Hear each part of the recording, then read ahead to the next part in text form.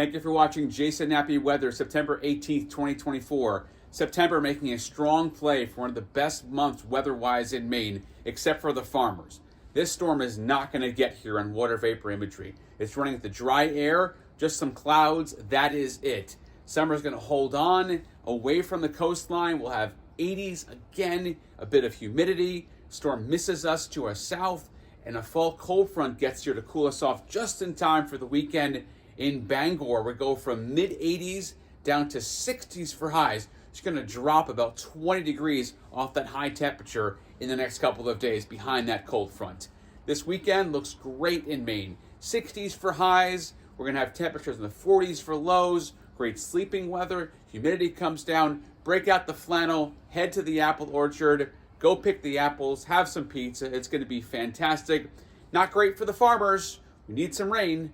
Fortunately, we're not going to get any. The satellite picture shows those high clouds. Those are cirrus coming in right now. See those here in the backyard. Mixture of sun and clouds today. I'm going to call it hot and humid. Now, away from the coastline, obviously, it's going to be warmer.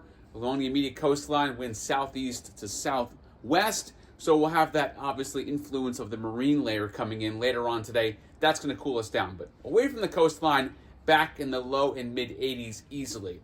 Here it is on the wind forecast. You see where that marine layer comes in, the blue. That's that shade here from the southern coast, mid-coast, down east. Light sea breeze will come in and cool us off just a bit later on tonight.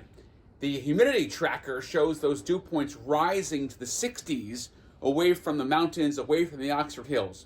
It'll be pretty low humidity-wise. That dry air mixes in away from the coastline, but right along the immediate coast, those yellows get here, and that will be that uptick, that bump humidity you'll feel when you walk outdoors. Nothing too terrible. For the mariners, we're pretty quiet.